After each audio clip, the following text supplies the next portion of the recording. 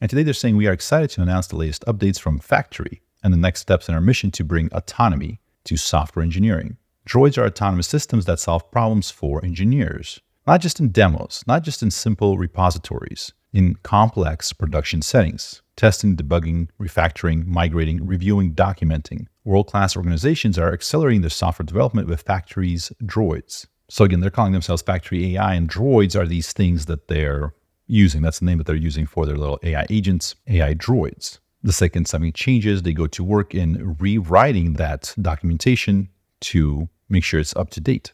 And of course, this applies to both internal and external documentation. Here they're actually talking about, monitor the code base, modify documentation weekly to reflect changes, various automated code base diagrams, etc. As I'm reading this, I'm really can't help but wonder how useful would this be to every other business there is, not just software development. I think Ethan Mollick was the one that kind of mentioned this idea.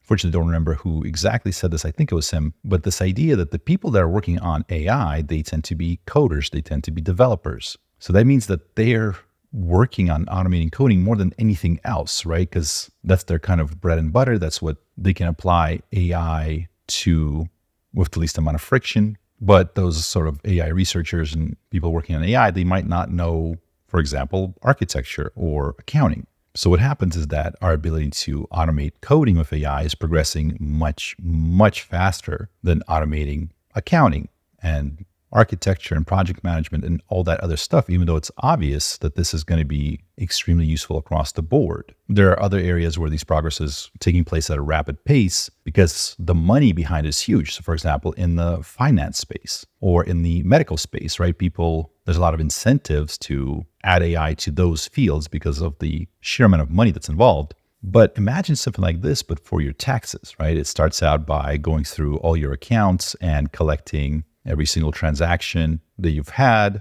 scanning all the physical receipts, doing bookkeeping in its entirety, right? Going through and just creating beautiful charts and graphs and everything else that you need for your bookkeeping, profit and loss statements, etc., accounts payable, accounts receivable, etc. Then going and searching for the best possible tax deductions and breaks, etc., applying those, finalizing your taxes, and just filing them for you. Maybe even giving you some sort of an insights for what you could do differently next year to save some money. If you've been following this channel for a while, you know that we've seen a lot of research pointing to this as the place where everything is going, the idea of multiple agents working together to create these systems.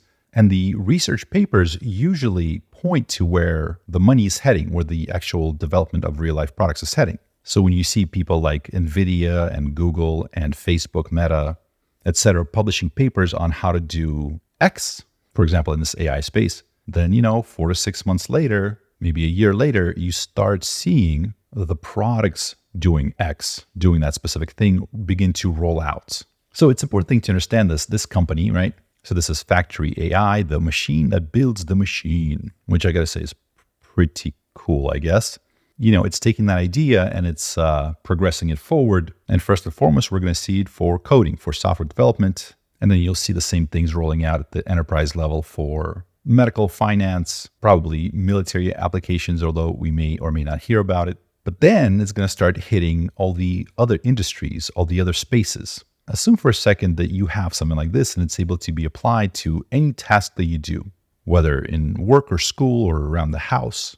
And imagine it's effective and imagine it's getting cheaper and cheaper every single year to where the cost of running something like this isn't just a big deal. Things like this will be applied to pretty much everything. Even think of something as simple as just kind of managing your house. So if you own a house or you're renting, there's probably a number of things that you do around the house, like changing the air filter, paying your bills. If you have, gutters, cleaning the gutters, the drains, whatever. If you're in a cold climate, maybe adding something that prevents icing to the sidewalk, or if you have a garden, adding fertilizer. Imagine something like this, just keeping on top of everything, ordering the air conditioning filter when you need it, reminding you to change it, optimizing your AC use, while at the same time managing, for example, if you own a house, you have some documentation that needs to be there, right? Any repairs that you've made, in case you're selling the house, all the additions, modifications, permits, etc. Managing that whole thing. If you ever decide to sell the house, there's another AI system that, for example, on the buyer side,